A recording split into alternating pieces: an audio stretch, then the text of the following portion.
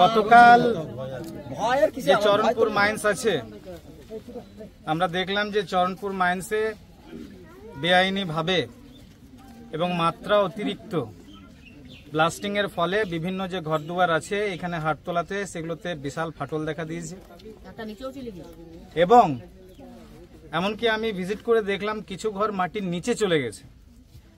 10টা থেকে 12টা ঘর মোটামুটি ডাইরেক্ট ইফেক্টেড এবং ইনডাইরেক্ট ইফেক্টেড এর মধ্যে মোটামুটি এখানে 30-40টা ঘর আমি দেখতে পেলাম।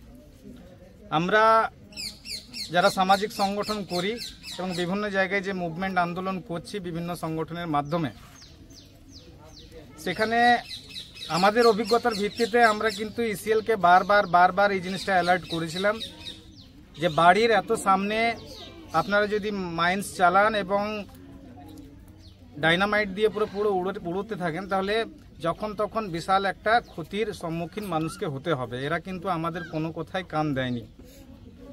বারবার এখানকার মানুষকে নিয়ে পরে আমরা থানাতেও গেছি, থানাতেও কথাবার্তা বলেছি, পুলিশকেও আমরা জানিয়েছি এবং কিছুদিন আগে দেখলেন যে আমরা লোকজন নিয়ে পরে পুলিশকেও বলেছিলাম যে এটা একটা সিএমডি লেভেলের বৈঠক করে পরে কিভাবে সর্ট আউট করা যায় যাতে এই মানুষগুলো ঘরের বদলে ঘর পায়, জমির বদলে জমি পায় এবং সেই জমি পেয়ে পরেও যেন উচিত মূল্য পেয়ে পরে একটা ঘর যেন নির্মাণ করে সেখানে সুখ শান্তিতে থাকতে পারে।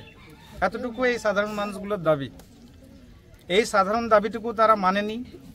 আজকে তার ফলস্বরূপ দেখা গেল যে যেভাবে গায়ের জোরে, পেশির জোরে, টাকার জোরে, পুলিশ প্রশাসনের জোরে এবং যেভাবে কিছু কর্পোরেট হাউসের টাকাওয়ালা লোক এবং কিছু পলিটিশিয়ান মিলে পড়ে এই যে আজকে এত বড় ক্ষতির সম্মুখীন এই যে মানুষগুলোকে করলো, এর জন্য তাদেরকে আমরা তীব্র ধিক্কার জানাচ্ছি।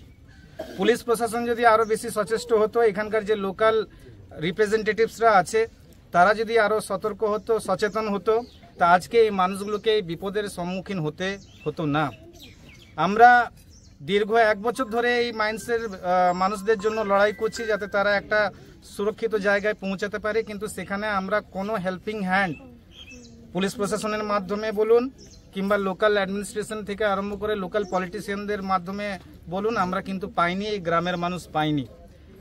আজকে আমরা এখানে এতগুলো মানুষকে নিয়ে পড়ে বলছি যে 48 ঘন্টার মধ্যে যে জিএম আছে, জিএম যদি বসে এটা সর্ট আউট না করতে পারে তাহলে আমরা বৃহত্তর আন্দোলন করব এবং 48 ঘন্টার পর আমরা বিভিন্ন যে মাইন্স আছে বিভিন্ন মাইন্স আমরা বন্ধ করতে বাধ্য হব। ধন্যবাদ। আমি Sumanta Bauri, joint action committee.